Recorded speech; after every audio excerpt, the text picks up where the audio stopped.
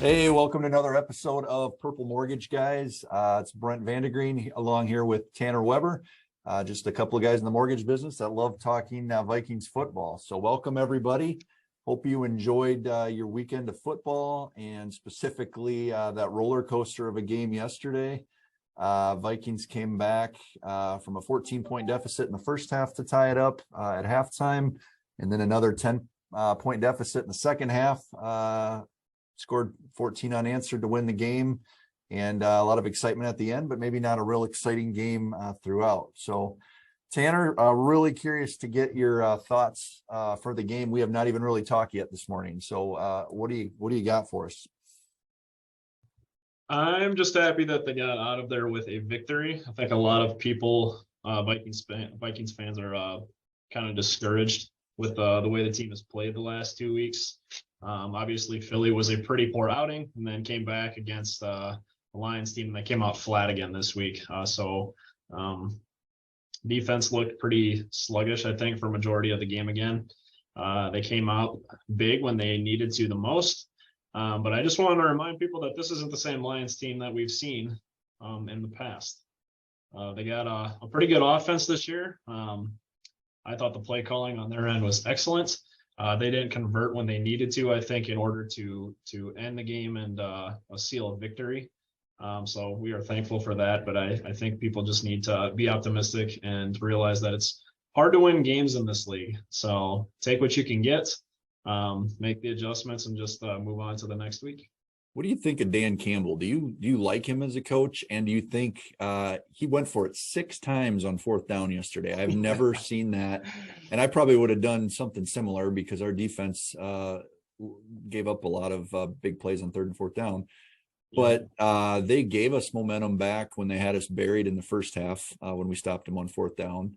And then in the second half again, that sparked us for that comeback. And then the end of the game, to kick a 54, I think it was 54-yarder that would have put them up 6. Mm-hmm. I don't know. You could have went for it, which they were pretty successful on. You could have pinned us deep or attempted a field goal. That it seemed like that side of the stadium, the kickers were having problems all day. So what are your thoughts on Dan Campbell, Tanner?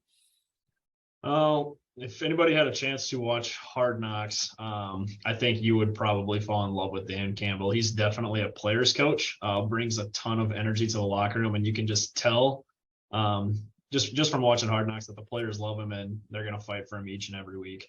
I think the Lions are definitely going to be a force to be reckoned with here moving forward. I think they'll be a threat in the NFC North in the coming years, and I'm just glad we got out of yesterday with the victory. I'm not looking forward to going to Detroit later in the season. But yeah, that's about it. I was sitting there. I actually went to the game yesterday, took my soon to be 8-year-old son and a couple other guys to the game, and sitting there watching it, trying to stay level headed because that's what dad's supposed to do. Right. And I kind of had written that game off as a loss. But as I'm watching the defense, like the Lions were moving the ball at will.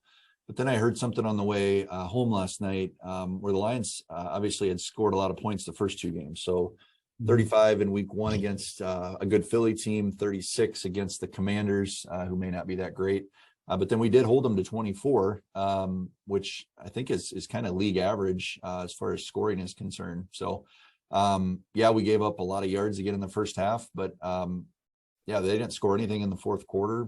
Defense kind of held up when it needed to. So just one of those games. It's hard to know if you should feel good about it. It is a win, but then also there's a lot of things that you probably need to clean up. So it just leaves you kind of in a mixed state as far as not knowing how to feel about this team after 3 weeks. So one thing I wanted to bring light to on 3rd down, we were 2 for 9, which Tanner, I don't believe is a very good stat. 1 for 2 on 4th down. Detroit was 3 for 16 on 3rd down. But then 4 for 6 on 4th down. So again, I don't think I've ever seen 6 4th down attempts for any team in a one game that I can remember anyway. That seems pretty rare. So it's not broken. Yeah, another clean game on the penalty side. 3 penalties, 15 yards. I don't believe they called offensive holding on either team, which I think Green Bay was the same way. So I don't know if the league's trying to let them play a little bit this year. Can't imagine there's not a holding in an NFL game like that, but pretty clean on that front. Only thing I could think of as far as the officiating, Thielen was pretty upset on that second to last series, or maybe he got held a little bit, and they showed it, I believe, on the broadcast and in the stadium several times. So, yeah, I don't know. How do you think officiating was solid yesterday, or what were your thoughts? Yeah, I thought it was pretty consistent for the most part. There are calls that were definitely missed on both sides, but that could be a talking point in itself. Is just Amani Oruwariye, I think is how you say his name. That the corner for the Lions had 6 penalties yesterday just on him, and then obviously the one that was missed on Thielen at the end of the game. It could have been 7, but he had 6 of their 7 penalties. Then that's crazy. They were killing us on yards and time of possession through the first quarter. It felt like another one of those. Felt like the start of the Philly game again a little bit. And we obviously got back in it. They still had the ball for 34 minutes to our 26. They outgained us 416 to 373. We obviously had a lot of yards on that last possession. I think the last possession was like 25 seconds, 3 plays. And then Osborne was obviously wide open. So, it was an interesting game. Glad to get the win. You can win ugly. They still count as wins, believe it or not. So, Jefferson was not really involved at all. I know they were doubling him most of the game. He seemed like he was frustrated, and that's maybe a little bit of a concern. But, what did you think of the offense and the passing game, I guess? I didn't love the play calling at all in the first half. I'm trying to be a little gracious since Kevin O'Connell is so new. I think because this is the first time I think in his career he's actually a full-time play caller, but I don't love the sluggish starts. I am very happy to see that they made I don't even know if I'd call it an adjustment, but to be able to see the team come back from 2 14-point deficits is really encouraging. I don't know how you get Jefferson a little bit more involved. I did hear on a post-game presser yesterday that obviously the Lions were doubling him quite a bit, so that opened up a lot of opportunities for Thielen and KJ. And who knows? I mean, if they're not doubling JJ, I don't know how much different that game is. Are we trying to force feed him throughout the entire 4 quarters? But I'm pleased to see Kirk bounce back from last week. I think he played much better. Obviously, there were a couple missed throws, but he executed when we needed him to the most. So we definitely got punched in the face the first quarter, and then again in the second half we went 3 and out, and they built another 10-point lead. To see us come back and overcome that wasn't pretty, but they were able to execute and pull it off. So I think that should be encouraging for Vikings fans going forward. Still new to the offense. I think it sounds like 5-6 weeks in is when you should start to really see signs that things are clicking with any new coach and new system. So that's about the time they play the Dolphins, which is going to be, by all accounts, it's going to be a very, very tough game on the road. So we'll look forward to that one. We got a couple of what should be on paper easier games the next few weeks. Obviously, the travel to London's not going to be easy. But yeah, time will tell with that Dolphins game and some of those coming down the stretch. So wanted to get into rants and raves. We do that every week. Tanner, what do you've got for the Lions game on your rants? Even though we won, what has you concerned? I am still concerned with the defense. I'm glad that they did come up big. They played very well on 3rd down for the most part on the game, but I'm still not understanding why we're playing so much conservative off covers throughout the entire game. I mean, even in the first half, the 3rd downs that the Lions were converting were longer plays, like 3rd and 8, 3rd and 10. And especially a guy like Cameron Dantzler, who even when they drafted him out of Mississippi State, his strength is as a press corner. He's not the fastest dude in the world. And he doesn't have any like elite quickness or anything by any means, but I want to see him play up on the line more. And I hate the fact that we're playing so far off.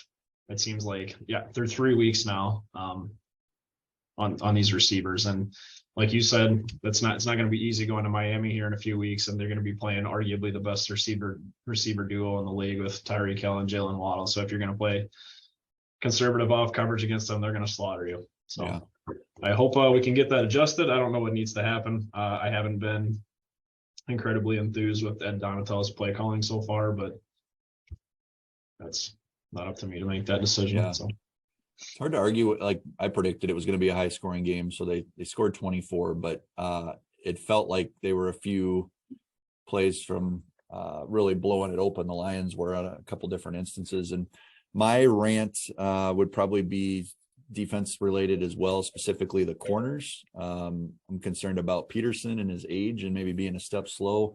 And Dantzler, they were picking on him yesterday, and he actually got benched in the Philly game for being out of position or not executing. So Dantzler and Peterson would probably be my two concerns, especially if you give it to a good quarterback in a 2-minute situation where they need to score. I feel like it could look a lot like Detroit did to us last year in Detroit, where they just pick us apart going down the field. So yeah. We'll have to see how that plays out, but I think we're on the same page there. What about raves for the game? We did win, believe it or not, Tanner. We won the game, so we should feel good about that. But what would be your rave for the game? Offensive line play for me. Aiden Hutchinson, top 5 pick in the draft, has been playing very well the first 2 weeks of the year, and Brian O'Neill completely owned him yesterday. That's my rave. I don't have a whole lot to say about it, but when Kirk's got pretty clean pockets, obviously he can make things happen. And I just feel like we haven't had a lot of complaints through the first few weeks, and especially even Garrett Bradbury. I'm not a Garrett Bradbury fan by any means, but I feel like I haven't had to complain about him a whole lot, which means he must be doing okay. So yeah, we don't talk about these rants and raves, so when they match up, maybe we're seeing things the same. But mine is Christian Darrisaw. He played a phenomenal game yesterday. Kirk's blindside never got touched. I don't believe he gave up a pressure yesterday, from what I heard on the post game.